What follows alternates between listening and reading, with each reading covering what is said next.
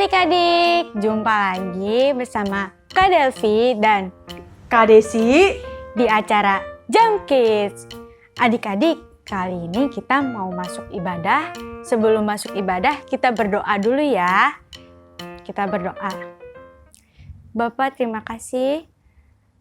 Acara pagi hari ini kami diberkati. Kami mau ibadah bersamamu Tuhan. Pimpin kami dari awal hingga akhirnya. Di dalam nama-Mu kami berdoa dan mengucap syukur. Amin. Nah, adik-adik, biar semangat kita bikin gerakan yel-yel dulu nih. Yuk Kak Desi, kita gerakan Jam Kids. Dimulai ya. Jesus, you are my protector. Wah, sekali lagi deh biar semangat nih ikut pujiannya. Ayo Kak Desi. Ayo. Jesus, you are my protector. Nah, adik-adik udah semangat nih. Kita pujian pertama ya adik-adik, yaitu kasih itu memaafkan.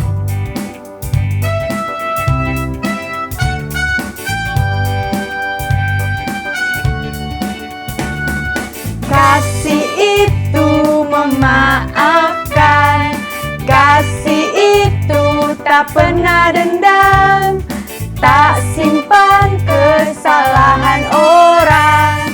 Kasih itu memaafkan, bukan hanya 3 kali, bukan juga hanya 7 kali, tapi 70 kali 7 kali segenap hatimu.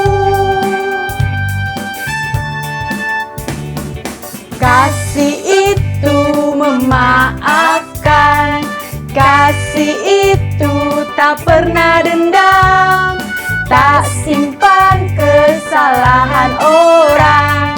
Kasih itu memaafkan, bukan hanya 3 kali, bukan juga hanya 7 kali, tapi 70 kali 7 kali segenap hatimu. Bukan hanya 3 kali, bukan juga hanya 7 kali, tapi 70 kali 7 kali segenap hatimu, segenap hatimu.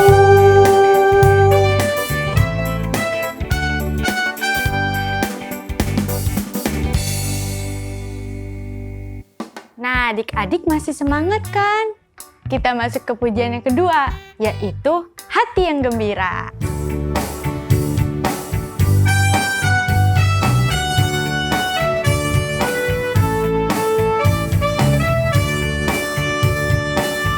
Hati yang gembira adalah obat, seperti obat hati yang senang. Namun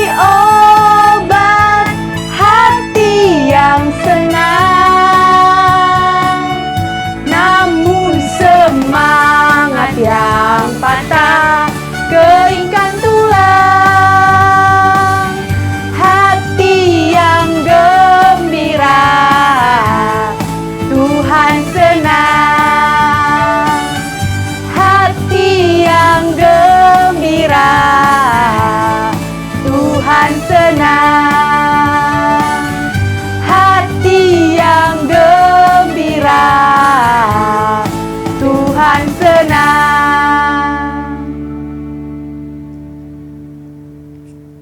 Nah, adik-adik, kita udah masuk ke firman Tuhan. Teduhkan hati kita mau mendengarkan firman Tuhan. Kita menyanyi lagu pujian, janjimu seperti fajar pagi hari.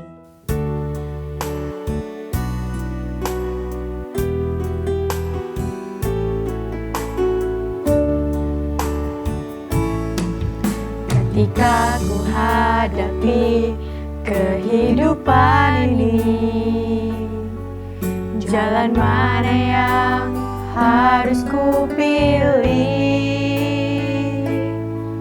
Ku tahu ku tak mampu, ku tahu ku tak sanggup. Hanya Kau Tuhan tempat jawabanku. Aku pun tahu ku tak pernah sendiri, sebab Engkau Allah yang menggendongku. Tanganmu membelaiku, cintamu memuaskanku. Kau mengangkatku ke tempat yang tinggi. Janjimu seperti fajar pagi hari, yang tiada pernah terlambat bersinar. Cintamu seperti sungai yang mengalir, dan ku tahu betapa dalam kasih-Mu.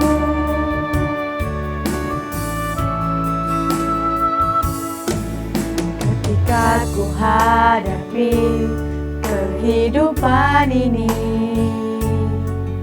jalan mana yang harus ku pilih? Ku tahu ku tak mampu, ku tahu ku tak sanggup.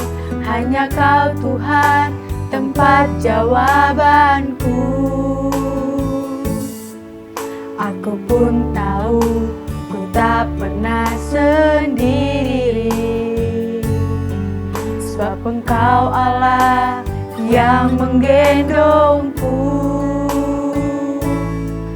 Tanganmu membelaiku, cintamu memuaskanku. Kau mengangkatku ke tempat yang tinggi.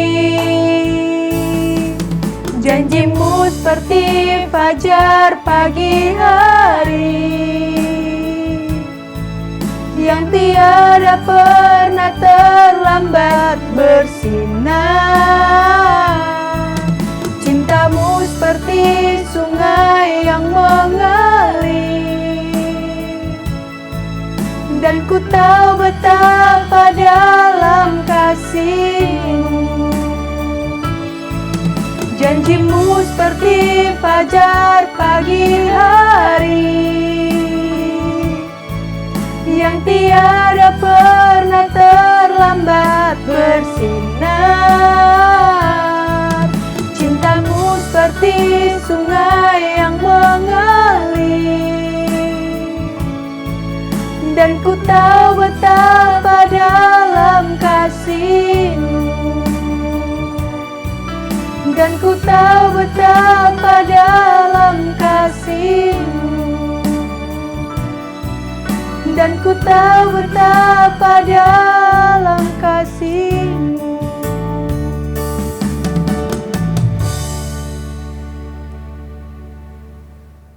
Adik-adik, kita masuk dalam doa untuk firman. Tuhan, kita akan masuk ke firman Tuhan. Berkati kami yang mendengarkan firman-Mu. Semoga kami memahami firman-Mu dan berguna untuk kehidupan kami. Hanya dalam nama-Mu kami berdoa. Amin. Hai adik-adik semua. Jumpa lagi bersama Kak Yosi. Kita akan mendengarkan cerita firman Tuhan.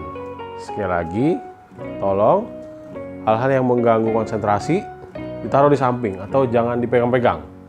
Beberapa menit ke depan, tolong konsentrasi supaya kita bisa mengerti firman Tuhan hari ini.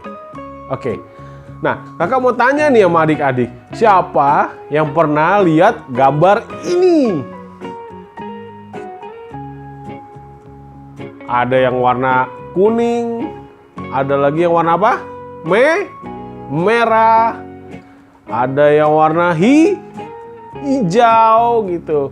Kak, saya suka yang warna merah gitu ya. Oke. Oh, kalau saya sukanya warna kuning tapi ada garis hitam-hitamnya. Oke. Gitu. Dia adalah seekor kupu-kupu.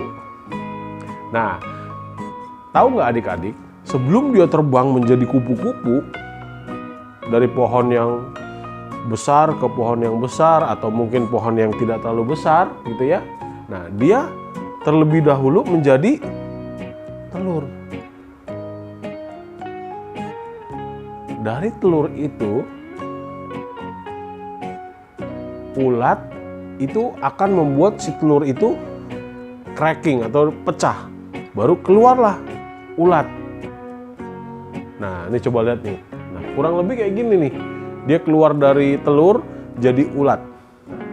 Gitu ya, jalannya dikit-dikit gitu ya. Nah, habitat dia itu pasti biasanya di tangkai. Kalau dari telur menjadi ulat, biasanya di tangkai pohon. Gitu ya. Setelah jadi ulat, dia berubah menjadi, nah ini kita lihat, menjadi kepompong. Jadi ada yang membungkusi tubuhnya si ulat ini, gitu ya. Baru setelah jadi kepompong, baru jadi kupu-kupu yang bisa terbang. Nah, proses dari telur, ulat jadi kepompong, kemudian baru jadi kupu-kupu, pastinya ada tantangan. Waktu jadi telur, ditangkai, nah itu bisa aja ada burung, dipatok, pecah nggak jadi. Tantangannya itu berat, gitu ya, bisa nggak jadi, bisa mati, gitu ya. Udah gitu jadi ulat kecil, bisa dimakan juga sama burung, gitu ya. Atau mungkin sama manusia gitu ya. Kita kalau misalnya lihat pohon, kan kita suka kadang-kadang iseng goyangin tangkainya gitu ya. Wah, itu bisa jatuh gitu ya. Dari ketinggian kan bisa mati dia. Gitu ya.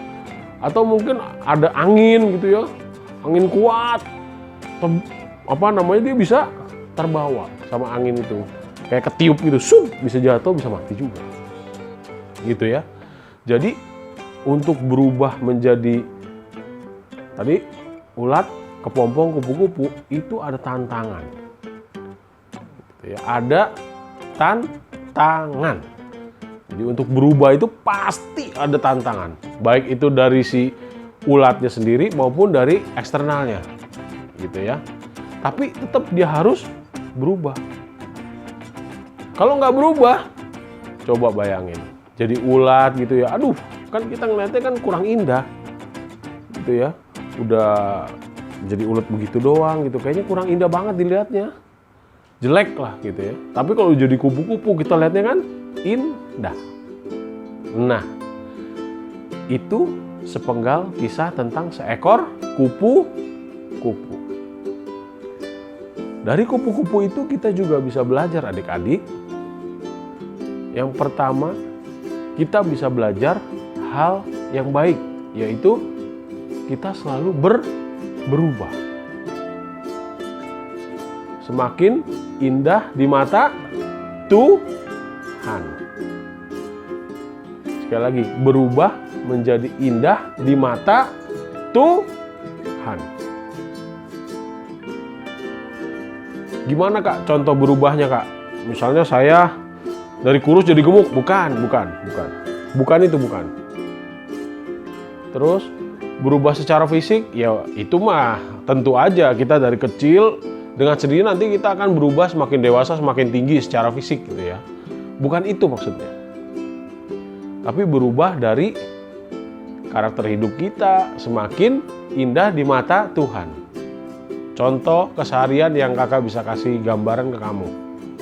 Contohnya, tadinya yang kalau pagi atau kalau malam gitu ya, tidak suka berdoa. Nah, kita berubah tuh. Mulai berdoa. Mulai membiasakan berkomunikasi sama Tuhan. Nah, walaupun kayaknya, aduh gimana ya ngomongnya ya, berdoanya gimana ya. Nah, tapi udah berubah tuh, dikit-dikit belajar. Oh, dari guru sekolah minggu, lihat, oh berdoa gitu ya. Itu udah ada perubahan. Dari yang tadi berdoanya nggak jelas gitu ya, sekarang berdoanya lebih baik. Nah, itu ada perubahan. Contoh lain misalnya, yang kita males belajar gitu ya. Aduh, males dengerin cerita firman Tuhan. Mulai rajin belajar. Belajar lewat ibadah online ini. Kalau ada kelas-kelas meeting sama guru-guru sekolah minggu, join. Gitu. Nah, itu proses belajar. Kalau belajar tentang pelajaran sekolah, nah itu udah biasa. Itu harus mau nggak mau harus belajar. Gitu ya. Terus kemudian belajar apa lagi? Nah, mungkin nanti beberapa puluh tahun ke depan kalian menjadi dewasa, itu tidak hanya ilmu pengetahuan secara fisik di sekolah aja, tapi kamu juga harus punya keahlian tertentu atau keterampilan tertentu. Contohnya misalnya kamu terampil atau bisa beberapa bahasa gitu ya. Ya, kedepannya kan Inggris Mandarin udah pasti menjadi bahasa internasional. Ya, minimal bahasa itu yang kamu bisa. Minimal. Gitu ya. Atau bahasa Jerman, bahasa Jepang. Nah, itu kamu pelajarin. Mumpung waktu masih banyak. Gitu ya. Kita nggak sibuk jalan-jalan, kita nggak sibuk mikirin kemacetan lagi. Pagi nggak perlu bangun terus berangkat dari sekolah jam berapa sampai jam berapa, enggak. Mau bangun tidur, mandi sebentar, bisa langsung Zoom meeting. Gitu ya. Kalau dulu kamu mungkin ke sekolahan setengah jam atau 45 menit, sekarang menghemat. Nah, sisa waktu itu bisa dipakai untuk kamu bisa belajar yang lain. Begitu teman-teman. Kamu pelajari software misalnya, gadget. Games juga bisa dipelajari kok. Nggak masalah, asal jangan kamu main games pagi, siang, malam main games terus. Jangan juga. Gitu ya. Games juga kamu bisa pelajari karena itu ada rumus-rumus matematika di dalam games itu. Kamu bisa pelajari. Atau software atau gadget lah. Gitu ya. Atau misalnya kalau laptop ngehang gimana cara simpelnya gitu ya, kan kamu bisa pelajarin itu. Banyak hal yang kita bisa pelajari gitu ya. Tapi dari dalam diri kita harus ada kemampuan untuk berubah. Nah, coba lihat gambar ini nih. Yang bisa terbang nih. Kemana-mana kan. Sat, gitu ya. Nah, lihat. Dia aja, si Spider-Man ini, dia berubah kalau mau menjadi sesuatu yang sesuatu yang beda dari yang lain. Dia mesti kostumnya berubah gitu ya, secara fisik kalau ini ya. Mungkin ada lagi contoh Iron Man, dia pun harus berubah. Kalau zaman kakak kecil dulu ada namanya Satria Baja Hitam gitu ya. Nah, dia pun kalau ingin menolong orang atau mempunyai kekuatan yang lebih, dia harus berubah gitu ya. Bukan berarti nanti, Kak, kalau gitu aku harus jadi kayak Spider-Man. Aku harus berubah. Aku sekarang beli kostumnya. Enggak begitu. Tapi apa tadi kakak bilang? Dari karakter kita ini yang jadi masalah. Itu bukan secara fisik. Kalau secara fisik ya itu udah pasti berubah. Kamu dari kecil sampai nanti kamu tua, udah nggak usah diomongin, pasti nanti kamu berubah. Kalau yang laki mungkin nanti yang tadinya nggak ada kumis, nanti gede dikit ada kumis tuh. Ya, ada jenggot mungkin gitu ya. Nanti kalau udah usianya udah tambah tua, kumisnya berubah jadi putih. Gitu ya. Nah itu udah otomatis, bukan itu yang kakak maksud. Tapi lebih ke dalam karakter kita. Supaya kita dipandang indah, kayak butterfly tadi. Dipandang indah oleh Tuhan. Nah, setelah kita berubah nih, karakter kita nih, poin yang kedua, kita harus pindah rumah.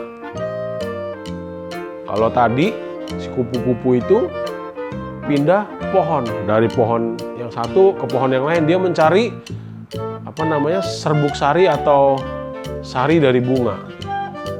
Nah, tadinya dia dari ular di tangkai pohon gitu ya, sampai nanti dia berubah ke pompong, sampai dia bisa terbang, dia pindah rumahnya. Dia nggak pikirin lagi rumah dia yang dulu, gitu ya teman-teman. Nah, kalau kita pindah rumahnya, bukan dari rumah sekarang, misalnya Kak, kata mama saya kita mesti pindah ke apartemen Kak, karena pintunya satu Kak, jadi lebih aman Kak. Oke, itu juga bukan salah, itu juga oke. Kata orang tua saya Kak, kita tadinya tinggalnya di pemukiman padat penduduk gitu ya, kita pindah ke klaster Kak, karena mau masuk aja ribet Kak, mesti ditaruh KTP apa segala macem. Nah, jauh lebih aman Kak. Oke, itu bukan hal yang salah. Gitu ya. Tapi ingat teman-teman, itu sifatnya hanya sementara dan tidak permanen. Kalau ada bencana alam di apartemen misalnya lantai 20 gitu ya, ada gempa, itu bisa roboh tuh. Gitu ya. Di klaster belum tentu aman. Bisa juga ada kebakaran gitu ya. Kan kita sering dengar tuh pemadam kebakaran lewat gitu ya. Nah, itu sekali lagi, itu sifatnya hanya sementara. Yang dimaksud kita pindah rumah, itu dari kita di dunia ini, kita pindah rumah kita sebenarnya nanti di dunia yang akan datang. Di kerajaan Allah yang abadi. Nah, di sini ini kita persiapan untuk menuju ke rumah kita yang sesungguhnya, yang selama-lamanya nanti di sana. Kalau kita di dunia ini cuman ya kamu SD, SMP, SMA, kuliah, kerja, terus sampai nanti kamu meninggal, itu di bawah 100 tahun lah. Kalau kuat pun misalnya di bawah 150 tahun lah di dunia ini. Tapi setelah itu nih, di rumah kita aslinya nanti nih, itu unlimited. Itu tak terbatas itu. Artinya lebih lama dari 100 tahun itu. Bukan berarti kita di dunia ini hidupnya santai. Karena Kak Yosi bilang, wah kita cuman ya kurang lebih di bawah 100 tahun lah Kak. Udahlah nanti juga lewat lah, kita nggak usah belajar sampai gimana gitu, santai aja. Ya bukan begitu. Kan kita hidup ini kan cuma sekali nih. Apakah hidup kita itu menjadi tinta emas yang berguna buat Tuhan, buat sesama, atau tidak? Jangan udah hidup sekali, susah lagi kan, udah meninggal ternyata nggak masuk ke kerajaan Allah, itu kan bahaya. Gitu ya. Jadi selama di bumi, bikinlah prestasi yang cemerlang. Bikin sesuatu yang bermanfaat, yang berguna lewat perubahan hidup kita. Oke teman-teman? Nah dari situ baru kita bisa menjadi kupu-kupu yang dipandang indah di mata Tuhan. Setelah kita pindah rumah, kita ketemu tuh sama Tuhan Yesus. Nah, mungkin Tuhan Yesus bilang, nah ini nih, seperti kupu-kupu ini nih, indah nih anak nih. Gitu ya. Bagus, karakternya hebat. Gitu ya teman-teman. Nah, semoga firman Tuhan hari ini bisa memberkati kita dan merubah kalian dan juga bisa merubah kakak. Gitu. Oke? Mari kita berdoa. Kita lipat tangan. Kita berdoa. Tuhan Yesus, terima kasih untuk pagi ini, di mana kami belajar firman-Mu, di mana kami harus menjadi indah di hadapan-Mu ya Tuhan. Biarlah cerita ini tertanam di hati kami, dan kami menjadi indah di mata-Mu ya Tuhan. Berkati juga orang tua kami yang telah membesarkan kami, sehingga kami bisa mengenal Engkau ya Tuhan. Berkati juga seluruh kru yang telah bertugas dalam acara Jam Kids ini. Pertemukan kami minggu depan untuk sama-sama belajar firman-Mu. Hanya di dalam nama Tuhan Yesus kami berdoa dan kami bersyukur. Amin. Shalom adik-adik, ketemu lagi nih sama Kak Delvi. Kali ini kita akan masuk ke ayat hafalan. Nah adik-adik, ayat hafalan kali ini ada di Keluaran pasal 3 ayat ke-14. Dibuka kitabnya di Keluaran pasal 3 ayat ke-14. Bunyinya, firman Allah kepada Musa, "Aku adalah Aku." Lagi firman-Nya, "Beginilah kau katakan kepada orang Israel itu, Akulah Aku, telah mengutus Aku kepadamu." Sekali lagi, Keluaran pasal 3 ayat ke-14. Firman Allah kepada Musa, "Aku adalah Aku." Lagi firman-Nya, "Beginilah kau katakan kepada orang Israel itu, Akulah Aku, telah mengutus Aku kepadamu." Dihafal ya adik-adik.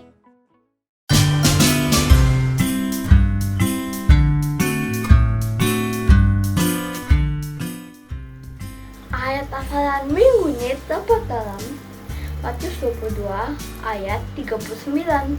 Demikian firman Tuhan. Dan hukum yang kedua yang sama dengan itu ialah kasihilah sesamamu manusia seperti dirimu sendiri. Terima kasih, Tuhan memberkati. Ayat hafalan minggu ini terdapat dalam kitab Matius 22 ayat 39 yang berbunyi, dan hukum yang kedua yang sama dengan itu ialah kasihilah sesamamu manusia seperti dirimu sendiri. Terima kasih, God bless you. Teman, ayat hafalan minggu ini terdapat dalam Matius 22 ayat 39 yang berbunyi, dan hukum kedua yang sama dengan itu ialah kasihilah sesamamu manusia seperti dirimu sendiri. Terima kasih. Halo, nama saya Juan. Ayat hafalan minggu ini terdapat dalam Matius 22 ayat 39 yang berbunyi, dan hukum yang kedua yang sama dengan itu ialah kasihilah sesamamu manusia seperti dirimu sendiri. Terima kasih, Tuhan memberkati. Sekarang kita masuk dalam doa. Tuhan, terima kasih untuk hari ini, sudah bantu kami untuk ibadah online hari ini. Sebentar kami akan melakukan aktivitas kami yang lain. Berkatilah aktivitas kami supaya menyenangkan hati-Mu. Di dalam nama Tuhan Yesus kita sudah berdoa dan mengucap syukur. Haleluya. Amin.